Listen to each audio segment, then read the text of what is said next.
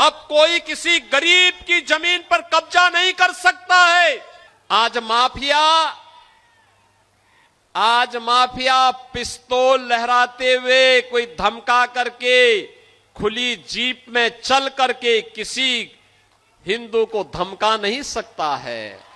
आज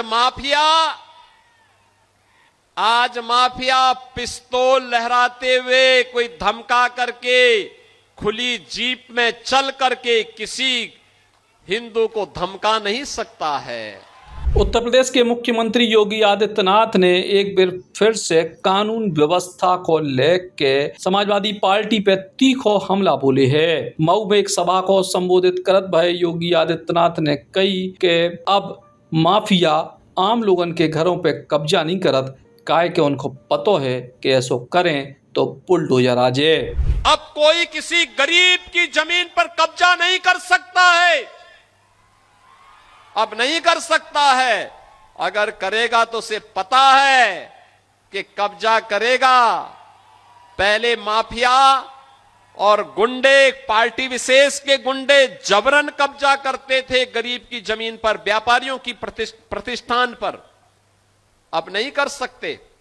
अब करेंगे तो उसे मालूम है कि बुलडोजर आएगा, संपत्ति को फिर से जब्त करवाएगा, अवैध कब्जे को तो हटाएगा ही हटाएगा, बाप दादों की अर्जित संपत्ति को भी एक कब्जे में लेकर के गरीब का मकान बना करके गरीब को वितरित कर देगा।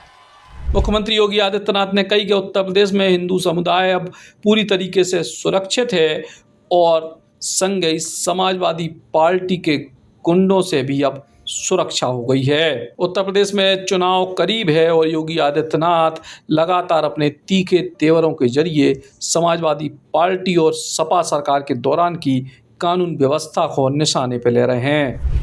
समाजवादी पार्टी तो माफिया और गुंडों के सामने नतमस्तक थी, नाक रगड़ती थी माफिया के सामने। माफिया को देख करके पसीने छोड़ते थे इनके मुंह से कोई बोली नहीं निकलती थी। बहनों और भाइयों, जो आज उपदेश देते फिरते हैं समाजवादी पार्टी के लोग, इनसे पूछा जाना चाहिए कि जो 65 लाख गरीबों को आज प्रदेश में आवास मिला है, ये 65 लाख आवास 4 बार समाजवादी पार्टी की सरकार थी तब क्यों नहीं गरीबों को मिला है, ये प्रश्न इनसे पूछा जाना चाहिए। जिन 3.25 करोड़ गरीबों के घर में शौचालय बना है, इन गरीब घरों में शौचालय समाजवादी पार्टी की 4 बार की सरकारों में क्यों नहीं बना है? और कांग्रेस ने तो देश के अंदर, प्रदेश के अंदर सर्वाधिक समय तक लगभग 50 वर्षों तक शासन किया, इन 50 वर्षों में क्यों नहीं बनाया? जिन 16 करोड़ गरीबों को आज हम फ्री में राशन की सुविधा का लाभ दे रहे हैं, यह राशन उन गरीबों को तब क्यों नहीं मिलता था? तब तो गरीब का राशन कांग्रेस के समय में कांग्रेस के गुंडे और समाजवादी पार्टी के समय में समाजवादी पार्टी के गुंडे डकार जाते थे। गरीब तो टकटकी लगा के देखता रहता था, उसको कुछ भी नहीं मिलता था। बहनों और भाइयों, आज प्रदेश के अंदर 10 करोड़ लोगों को तो हमने आयुष्मान भारत और मुख्यमंत्री जन आरोग्य योजना के अंदर मुफ्त में स्वास्थ्य की सुविधा उपलब्ध करवा दी है और निरंतर उसमें वृद्धि की जा रही है। हर गरीब को यह सुविधा मिलेगी, हर गरीब को मिलेगी। हर किसान परिवार को, किसान हो या बटाईदार हो, किसान परिवार का कोई सदस्य हो, दुर्भाग्य से किसी आपदा की चपेट में आ जाता है तो मुख्यमंत्री कृषक दुर्घटना बीमा के अंदर 5 लाख रुपए की सहायता सीधे 24 घंटे के अंदर हमारा ये जनप्रतिनिधिगण जाते हैं, उस गरीब परिवार को देके आते हैं। हर गरीब के लिए आवास की सुविधा है, हर गरीब के घर में पानी पहुंचाने के लिए प्रयास किया जा रहा है, सड़कें बन रही हैं, पुल बन रहे हैं, बाढ़ से बचाव के उपाय प्रारंभ किए गए हैं।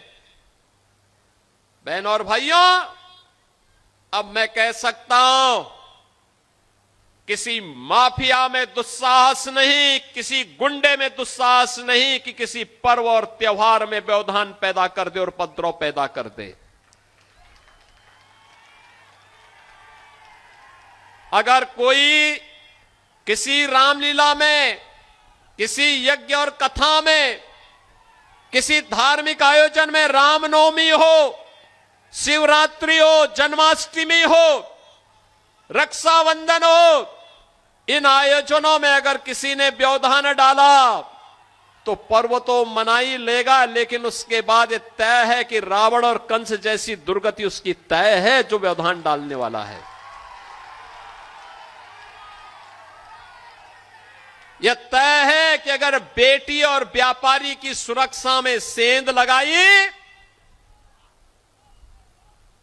तो सेंध लगाने वाले का इंतजार तो फिर यमराज ही करेगा, बाकी किसी को नहीं करना चाहिए।